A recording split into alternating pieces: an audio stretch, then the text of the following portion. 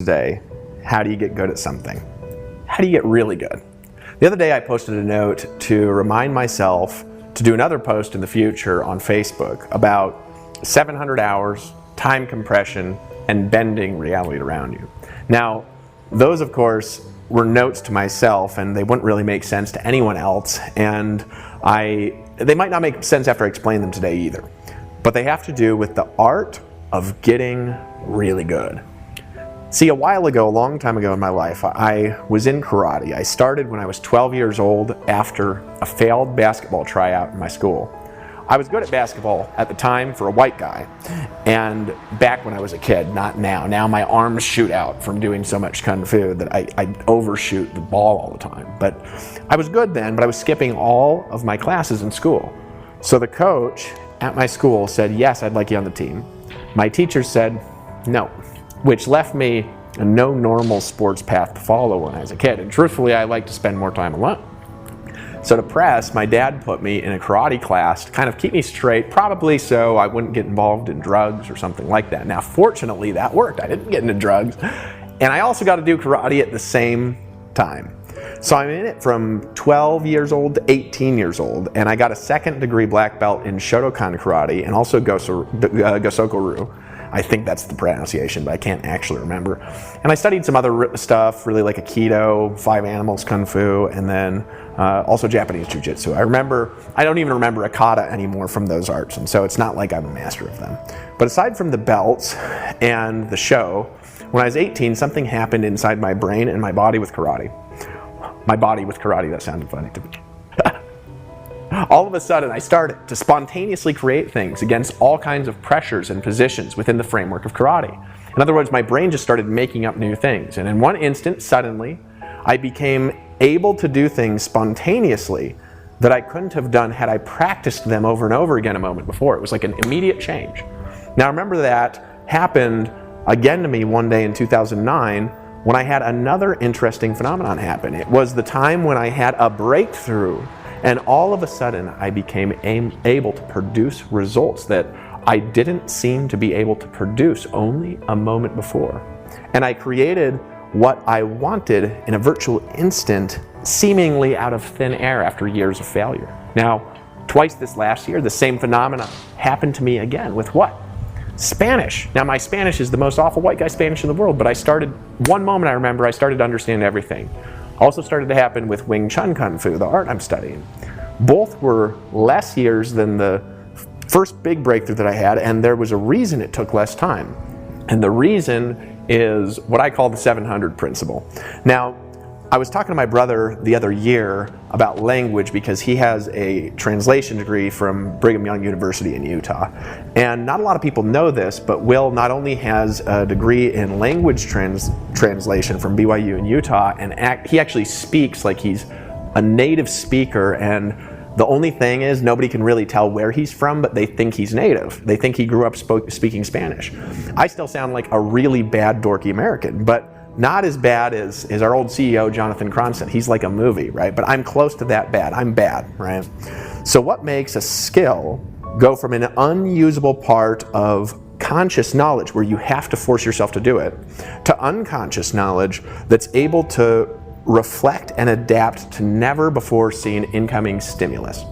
What is it really? It's not anything that you learn. It's 700 hours. That's really all. Now, to be specific, it's not just 700 hours. It's 700 hours with direct feedback from the environment, from other people, on what you're doing, meaning you're not just reading a language, for example. You're constructing sentences and using the words that you're learning to use in a flexibly incoming conversation from another person in that particular language with someone who's natively speaking and freely constructing sentences back. In other words, you're creatively using the information and playing with it like a child. In the context of a physical art, whether it's dance, or in my case, I like martial arts and I'm the worst dancer ever, this is utilizing whatever that art is in the context of somebody who's maybe an opponent who's pushing back with unpredictable energy against what you're doing with your energy. Right around 700 hours of doing that, what's going to happen is you're going to form a new kind of neural network in your brain that I like to call a fluency system. And that's not really what it's called, but it's a good term because it's the same as a language, which everybody understands what fluency means in language. It's the ability to use a language, it's not mastery.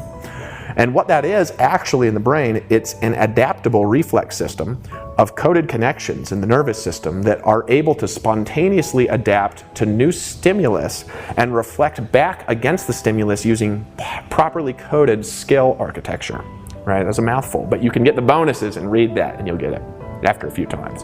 Now in language, this would be, for example, an ability to be able to describe anything that you wanted to, even if you're not doing it optimally. So in other words, you'd have fluency in that language after about 700 hours of reflective practice.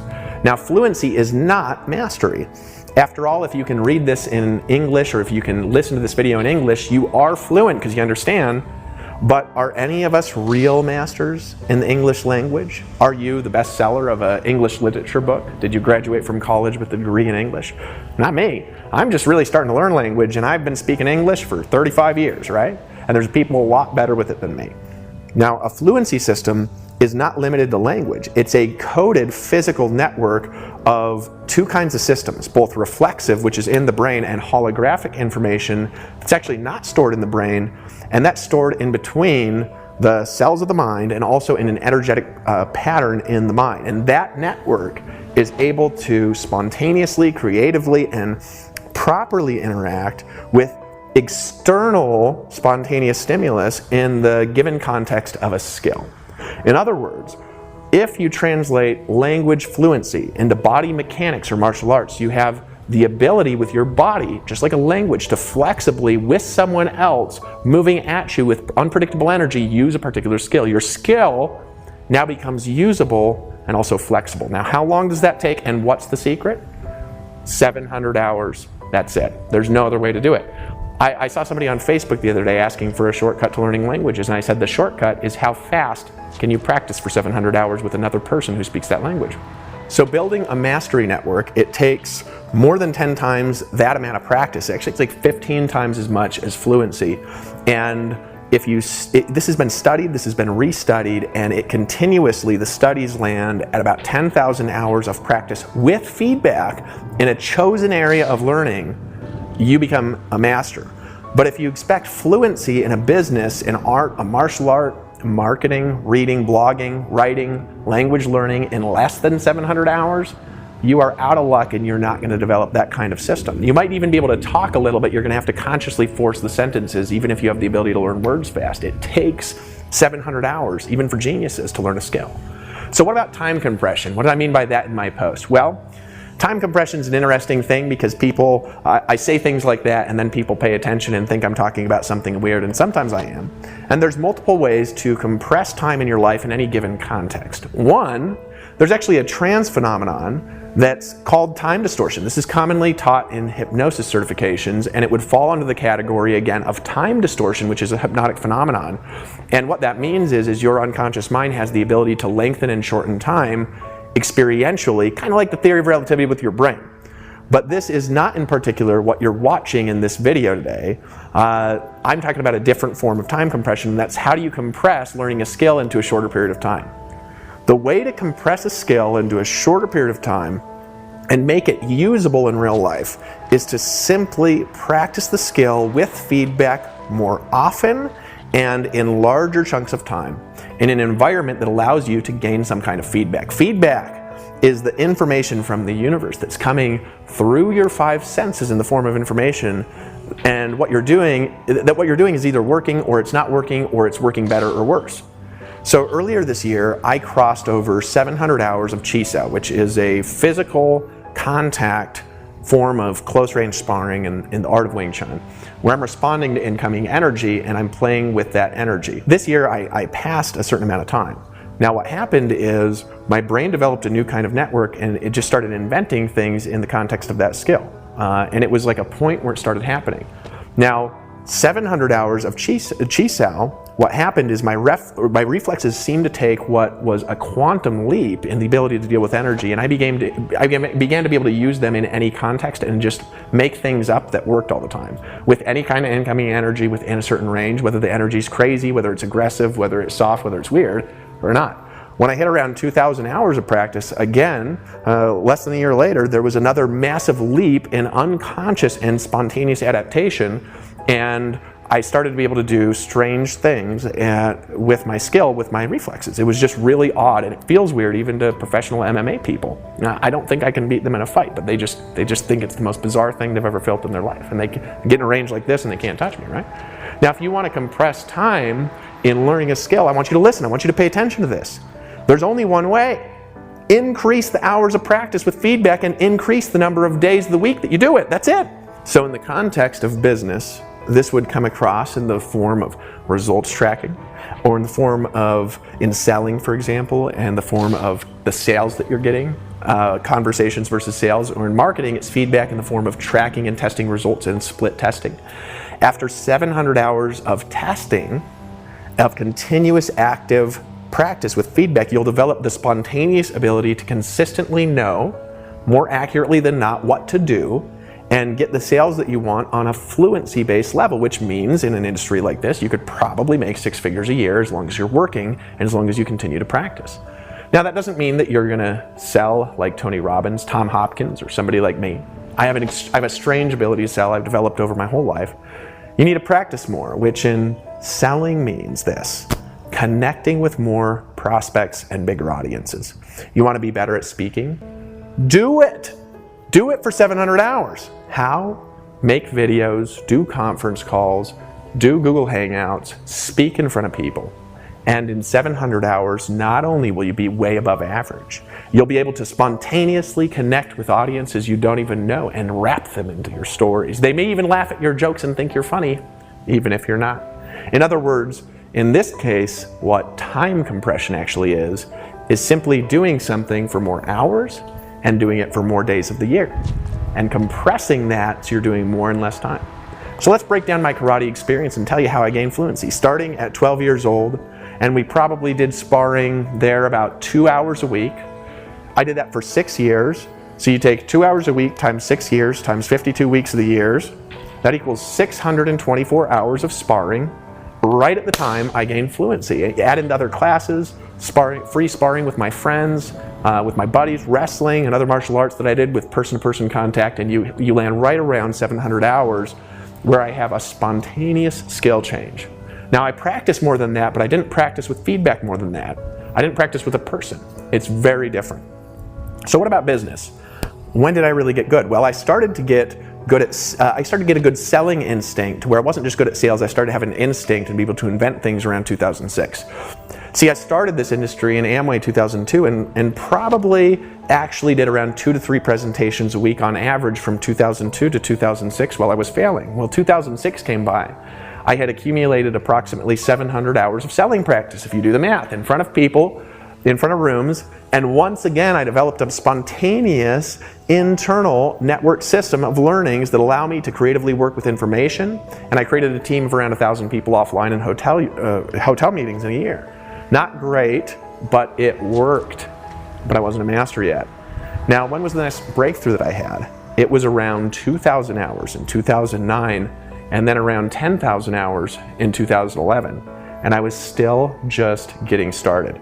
See, mastery systems in the mind and the body, they interact with the world differently than fluency systems do, if that makes sense. You can more creatively construct patterns than somebody who can just use the information. So what about bending the universe? How do you take the resources in the universe around you and change them into what you want? Well, I like to think of that story in The Matrix where there's a little bald monk kid and he's staring at a spoon, bending it, and bewildered, Neo walks up and he says, "How are you doing that?" And I can't remember the exact quote, but he looked up and he said, "I'm not bending the spoon. That would be impossible. I only realize the truth that there is no spoon." And by realizing the truth, you realize that you need not bend the spoon, but only yourself. And that I can do. So what's the solution to creating the world you want? Bend yourself. Change yourself. And the world will bend or change too. Because, as I like to quote, the map is not the territory. The menu is not the meal. You don't eat a menu and have it taste the same as the hamburger that's written in the menu. The menu is different than the meal. And you're not seeing the world as it is anyways. You're only seeing your experience of it. So why not interact with it in a masterful and a powerful way? How? Compress time. More hours in less years.